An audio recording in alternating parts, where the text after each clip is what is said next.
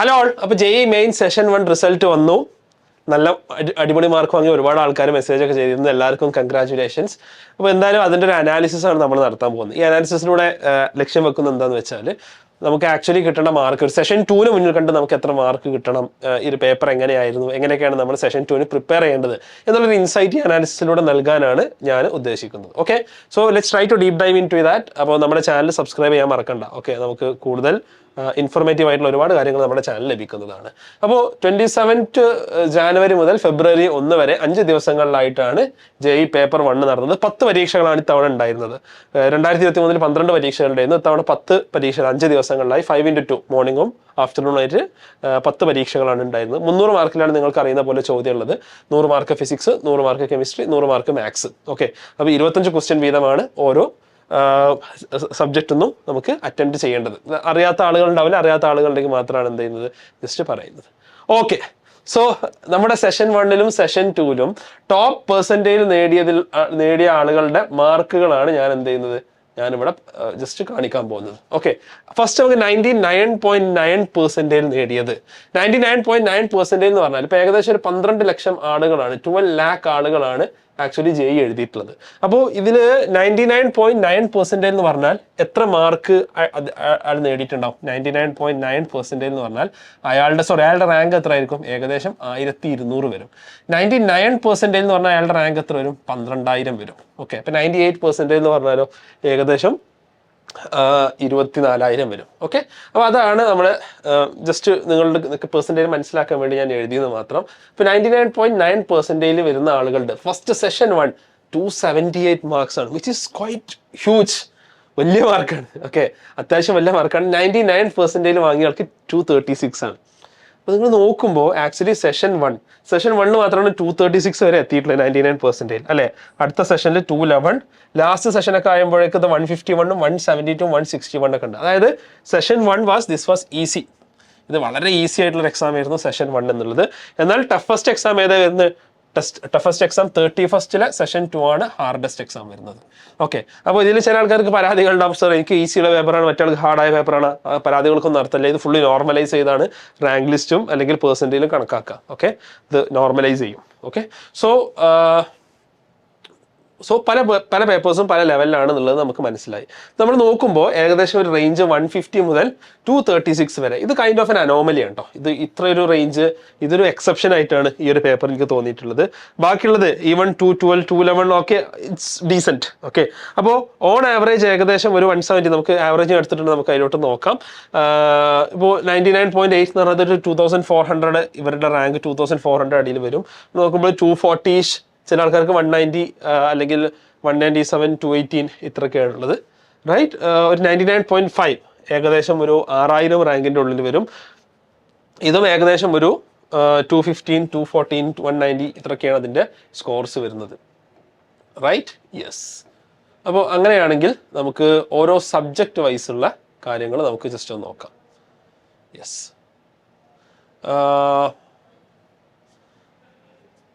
Percentage versus marks. നമുക്ക് subject wise പോകുന്നതിന് മുമ്പ് ഒരു 90% വരെയുള്ള മാർക്കുകൾ നമുക്ക് ജസ്റ്റ് ഒന്ന് നോക്കാം. ഓക്കെ, ഒരു 90% വരെയുള്ള മാർക്കുകൾ നമുക്ക് നോക്കാം. ഇപ്പോൾ 99% വരുന്നത് ഇത്രയാണെങ്കിൽ ഇപ്പോൾ 95% നമ്മൾ എടുക്കുകയാണെങ്കിൽ ഏകദേശം നോക്കൂ നിങ്ങൾ, ഒരു റേഞ്ച് വരുന്നത് 173. ഞാൻ പറഞ്ഞു ഇതൊരു എക്സെപ്ഷൻ ആണ്, നമുക്ക് പരിഗണിക്കേണ്ടതില്ല. എന്നാൽ നോക്കുമ്പോൾ ഒരു 130 ഒക്കെയാണ് ആവറേജ് വരുന്നത്. 130, ഈവൻ 101 വരുന്നവർക്ക് 95% 31 സെഷൻ 2 എന്ത് ചെയ്തിട്ടുണ്ട്, കിട്ടിയിട്ടുണ്ട്. അതേപോലെ 90% നോക്കുകയാണെങ്കിൽ ഏകദേശം ഒരു ഈ ഡിഫറൻസ് നിങ്ങൾ നോക്കിക്കേ. 95 ഇപ്പോൾ 114 ആണ്, 84 അല്ലെ, ഒരു 30 മാർക്സിന്റെ ഡിഫറൻസ് ആണുള്ളത്. റൈറ്റ്, പക്ഷെ ഇത് നോക്കൂ നിങ്ങൾ, 99 95 ഏകദേശം എത്ര മാർക്കിന്റെ ഡിഫറൻസ് ഉണ്ട്? ഏകദേശം എത്ര മാർക്കിന്റെ ഡിഫറൻസ് ഉണ്ട്? ഒരു 56 മാർക്കിന്റെ ഡിഫറൻസ് ഉണ്ട് അല്ലെ. ഇത് ഏകദേശം ഒരു 50 മാർക്കിന്റെ ഡിഫറൻസ് ഉണ്ട്. പക്ഷെ ഈ ഡിഫറൻസ് എത്രയേ ഉള്ളൂ? ഈ ഡിഫറൻസ് ഒരു 30 മാർക്സിന്റെ ഡിഫറൻസേ ഉള്ളൂ. അപ്പോൾ താഴോട്ട് വരുന്നതോറും കോമ്പറ്റീഷൻ സ്ട്രോങ്ങർ ആയിക്കൊണ്ടിരിക്കും എന്നുള്ളത് മനസ്സിലാക്കുക. So going above each mark counts, ഇതാണ് നമ്മൾ മനസ്സിലാക്കേണ്ട കാര്യം. ഓരോ മാർക്കും വളരെ ഇമ്പോർട്ടൻ്റ് ആണ് എന്നുള്ളത് നമ്മൾ മനസ്സിലാക്കുക. റൈറ്റ്, അങ്ങനെയാണെങ്കിൽ നമുക്ക് പെർസെൻറ്റേജ് വേഴ്സസ് മാർക്സ്, നമുക്ക് അടുത്തൊരു അനാലിസിസിലോട്ട് നമുക്ക് പോകാം. ഫിസിക്സ്.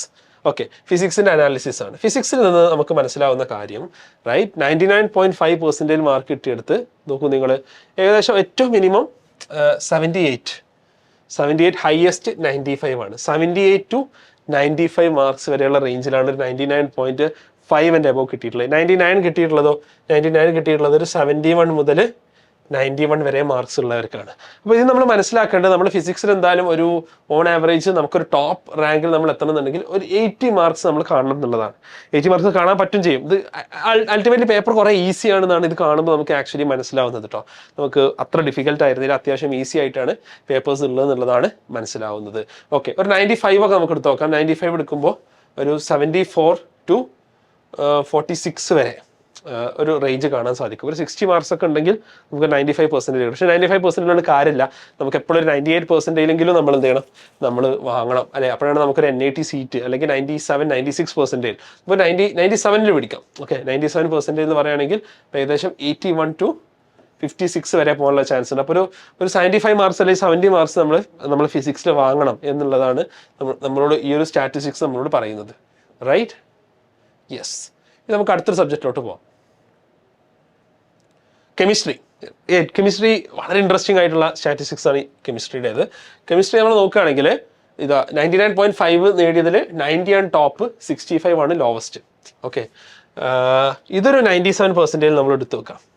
74-47 അല്ലേ? റൈറ്റ്. ഇപ്പം 99%-ൽ 85-58 അല്ലേ? അപ്പോൾ കെമിസ്ട്രിയും ഫിസിക്സും ഇപ്പോൾ ഏകദേശം സിമിലർ ആണ് എന്ന് നമുക്ക് കാണാൻ സാധിക്കും. നമ്മൾ സാധാരണ മുമ്പ് പറയാറുണ്ടായിരുന്നു കെമിസ്ട്രിയാണ് കൂടുതൽ ഫോക്കസ് കൊടുക്കേണ്ടതെന്നുള്ളത്, അല്ലെങ്കിൽ കാരണം കെമിസ്ട്രിയാണ് പെട്ടെന്ന് സ്കോർ ചെയ്യാൻ പറ്റുക എന്നുള്ളത്. ഇപ്പോൾ ഇത് ആക്ച്വലി ഏകദേശം സിമിലർ ആയി വരുന്നു എന്നുള്ളത് നമുക്ക് ആക്ച്വലി കാണാൻ സാധിക്കും. ഓക്കെ, അപ്പോൾ 99.5%-ൽ 65, അതായത് നേരത്തെ നമ്മൾ കണ്ട ഫിസിക്സിന്റെ ആ ഒരു മാർക്സിനോട് ഏകദേശം സിമിലർ ആണ് ഇപ്പൊ കെമിസ്ട്രിയുടെ മാർക്സ് ആക്ച്വലി വരുന്നത്. 95 എടുത്ത് നോക്കുകയാണെങ്കിൽ 66-42 അല്ലെ. ഈവൻ എനിക്ക് തോന്നുന്നു കഴിഞ്ഞൊരു ഇത് വെച്ച് നോക്കുമ്പോൾ ഫിസിക്സിനെക്കാളും ടഫറാണോ കെമിസ്ട്രി എന്ന് തോന്നുന്നുണ്ട് അല്ലേ. 66-42 ആണ് 95%-ൽ വരുന്നത്. എന്നാൽ ഫിസിക്സിൽ വരുന്നത് എത്രയായിരുന്നു?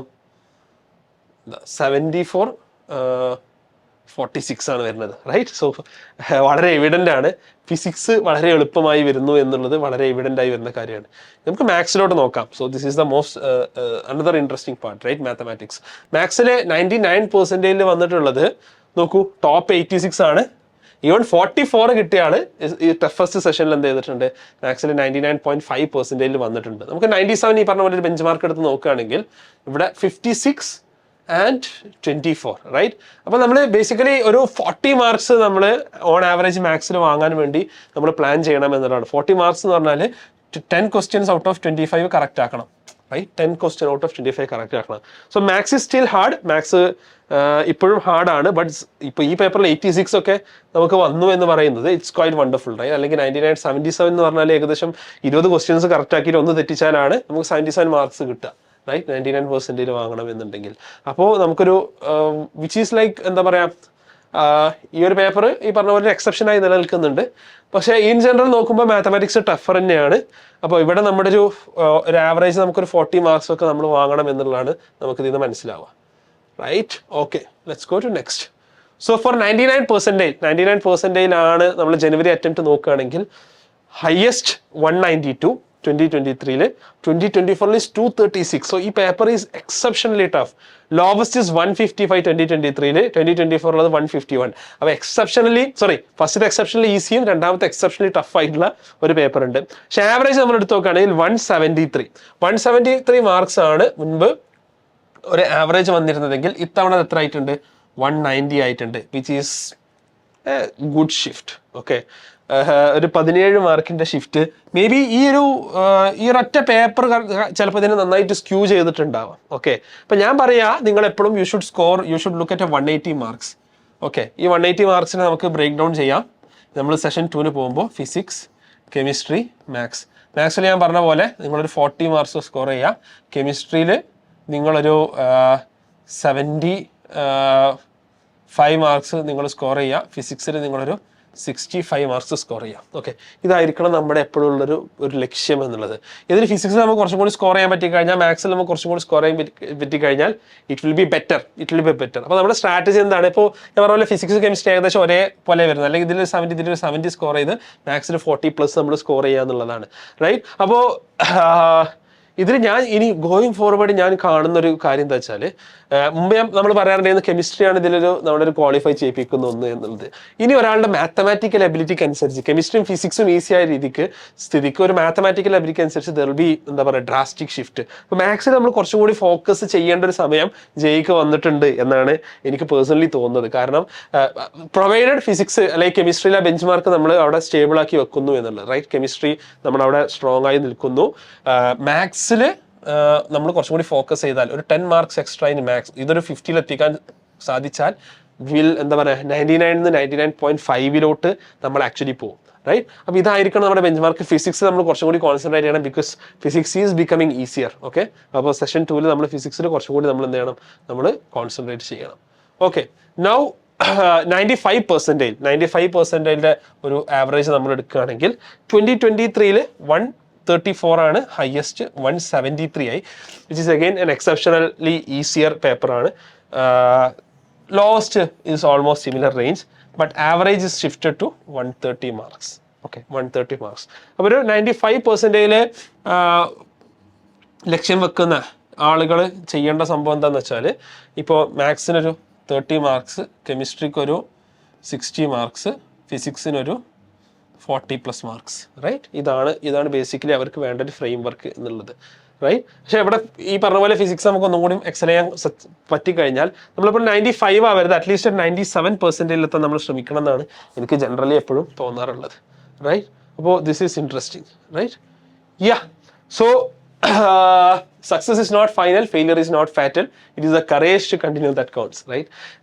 വിൻസ്റ്റൺ ചർച്ചിൽ പറഞ്ഞതാണ്. സെഷൻ 2 ഇനി വരാനിരിക്കുകയാണ്. എന്താ പറയുക, ജസ്റ്റ് ഒരു 2 months മാത്രമാണ് സെഷൻ 2നെ സംബന്ധിച്ചിടത്തോളം ഉള്ളത്. അപ്പോൾ ഇനി അങ്ങോട്ട് എന്ത് ചെയ്യണം എന്നുള്ളത് ഈ ഒരു സ്റ്റാറ്റിസ്റ്റിക്സ് നമുക്ക് ക്ലിയർ ആണല്ലേ, നമ്മൾ എവിടെ ഫോക്കസ് ചെയ്യണം. പല ആൾക്കാരുടെയും പേപ്പർ നോക്കുമ്പോൾ നിങ്ങൾക്ക് മനസ്സിലാവും നിങ്ങൾക്ക് എവിടെയാണ് പെർസെൻറ്റേജ് കുറഞ്ഞത്, ഏതിലാണ് പെർസെൻറ്റേജ് കുറഞ്ഞത്. ഈ ഒരു ഫ്രെയിം വർക്കിലോട്ട് നിങ്ങൾ എത്താൻ വേണ്ടി നിങ്ങൾ ശ്രമിക്കുക. ഓക്കെ, ഞാൻ ഈ പറഞ്ഞ ഈ ഒരു മാർക്സിലോട്ട് നിങ്ങൾ എത്താൻ വേണ്ടി ശ്രമിക്കുക. അപ്പോൾ ഫിസിക്സിൽ നിങ്ങളൊരു 65ഉം, അതേപോലെ തന്നെ കെമിസ്ട്രിയിൽ ഒരു 75ഉം, മാത്സിൽ ഒരു 40+ സ്കോർ ചെയ്യാൻ നിങ്ങൾ ശ്രമിക്കാം. ഓക്കെ, ഇതാണ് ബേസിക്കലി നിങ്ങൾക്ക് വേണ്ട ഒരു ഫ്രെയിം വർക്ക് എന്നുള്ളത്. ഇത് നിങ്ങൾ ചെയ്യാൻ നിങ്ങൾക്ക് സാധിച്ചു കഴിഞ്ഞാൽ എന്താണ്, this will be very good. Right? ഫിസിക്സിൽ 65+, കെമിസ്ട്രിയിൽ 70+, മാത്സിൽ 40+. ഓക്കെ, ഇത് നമുക്ക് സാധിക്കണം. അപ്പോൾ നിങ്ങൾ ഇപ്രാവശ്യത്തെ സെഷൻ 1 നിങ്ങളുടെ ഒരു പെർസെൻറ്റേജ് നോക്കുക. ഈ പെർസെൻറ്റേജ് നോക്കുമ്പോൾ എവിടെയാണ് കുറവുള്ളത് നോക്കുക. ആ ഭാഗത്തോട്ട് സെഷൻ 2 നിങ്ങൾ ഫോക്കസ് ചെയ്യുക. കെമിസ്ട്രിയാണ് കുറവുള്ളത്, കെമിസ്ട്രിയിൽ ഫോക്കസ് ചെയ്യുക. ഫിസിക്സ് ആണ് കുറവുള്ളത്, ഫിസിക്സിൽ ഫോക്കസ് ചെയ്യുക. മാത്സിലാണ് കുറവുള്ളത്, മാത്സിൽ ഫോക്കസ് ചെയ്യുക. എല്ലാം കുറവാണെങ്കിൽ എല്ലാം നിങ്ങൾ ഒന്നുകൂടി പഠിക്കണം എന്നുള്ളതാണ് അർത്ഥം. So J always gives us a second chance. ഇതുപോലത്തെ ഒരു എക്സാം ഇല്ല അല്ലേ, നമുക്ക് സെക്കൻഡ് ചാൻസ് നൽകുന്ന വേറൊരു എക്സാം ഇല്ല. അപ്പോൾ ആ രീതിയിൽ നമ്മൾ ജെയെ കണ്ടുകൊണ്ട് നമ്മൾ പഠിക്കുകയാണെങ്കിൽ you will have A better chance in session 2. So വീണ്ടും ചാനൽ സബ്സ്ക്രൈബ് ചെയ്യാത്തതിൽ സബ്സ്ക്രൈബ് ചെയ്യുക. നിങ്ങളുടെ ഡൗട്ടുകൾ താഴെ കമന്റ് ബോക്സിൽ ചോദിക്കുക. Me and my team will try to answer that. Okay, thanks a lot. Have a nice day. Bye.